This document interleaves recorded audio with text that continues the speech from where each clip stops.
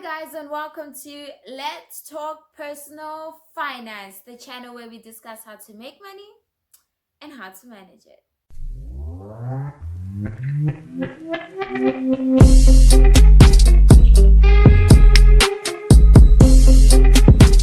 My videos do not constitute as financial advice.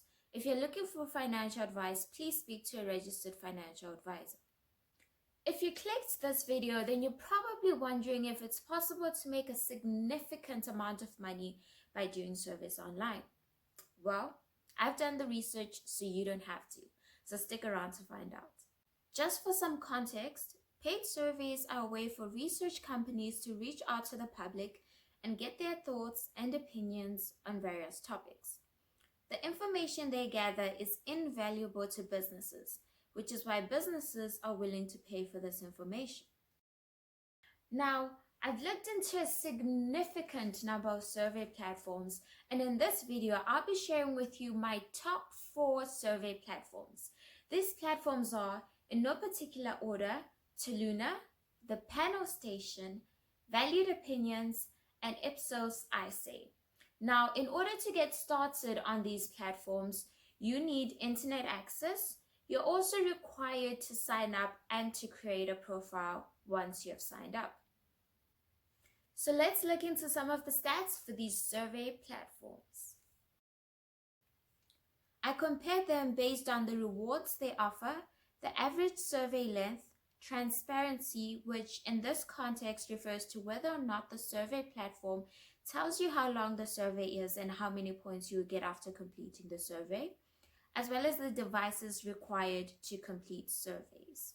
So let's get started with the rewards, shall we? So for our first survey platform, Toluna, you can redeem your points in one of 2 ways. You can either choose to get a Superbalist voucher, or you can choose to get actual cash and they will pay it out to you using PayPal. For the Panel Station, you can only redeem your points using PayPal. So now for our last 2 survey platforms, Ipsos ISay and Valued Opinions, you can only redeem your points using a Take-A-Lot voucher on both of these platforms.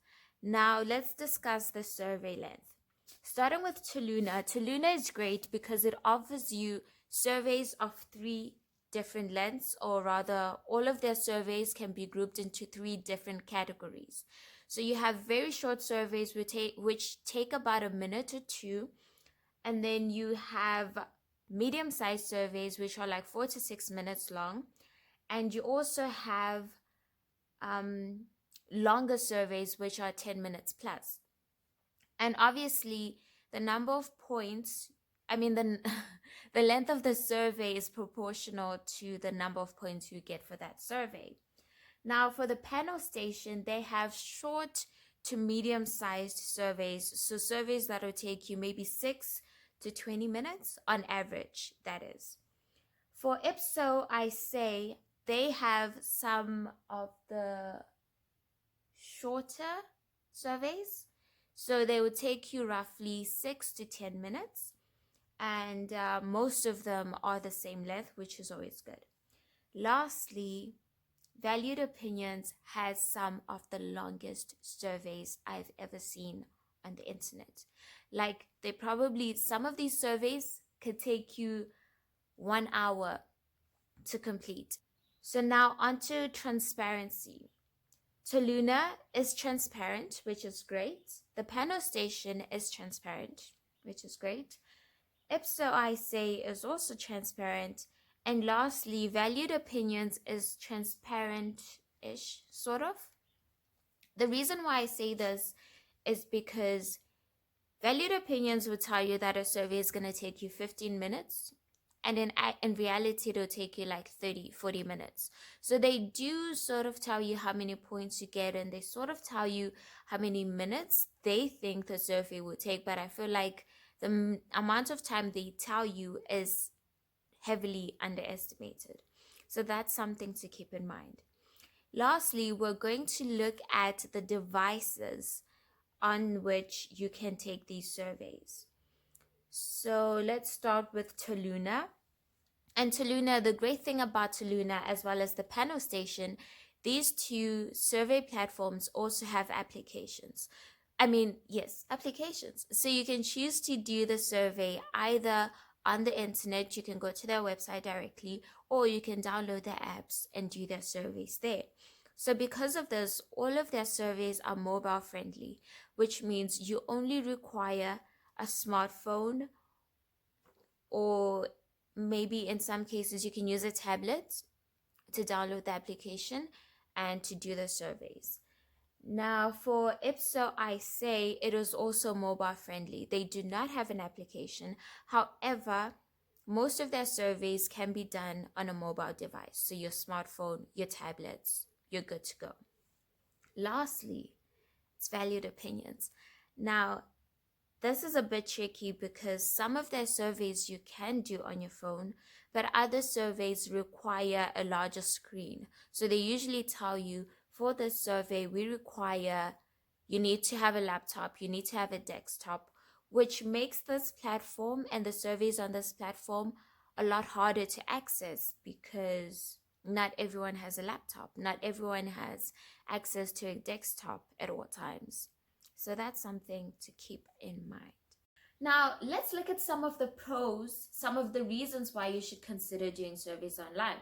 So the first one is you don't need any special skills. In order to qualify to do surveys online, you just need an opinion, and everyone's got an opinion. Now, for the second pro, you don't need to concentrate. You don't need a lot of concentration, which means that you can multitask while you're doing your survey. You can watch TV, you can watch YouTube videos, you can listen to an audiobook, or you can just chill and do surveys. Lastly, a pro of doing surveys online is that you can actually make some money. Now, it's not a lot. It's not a lot. It's not a bucket load of money, but it's some money. And think of it this way. Instead of mindlessly playing of video games on your phone, you can actually do a survey and get some money for it. Of course, there are also cons when it comes to taking surveys online. For example, surveys are not always readily available, which means you can't schedule them into your life. You can't say, for example, I'm going to wake up at 6 in the morning every day and do 10 surveys and then get on with my day. Because chances are when you have time for surveys, you might not always have a multitude of surveys to actually do. The second con is that surveys can only be done once. So you can't start a survey, finish it halfway, decide to do something else, and then come back to it and finish it off. Once a survey has started, if you do not complete it, then you can't redo it. Another con is that surveys are an active source of income, which means you only make money as long as you put in the time to do the surveys. This also means that the amount of money you're able to make is limited by the amount of time you put in.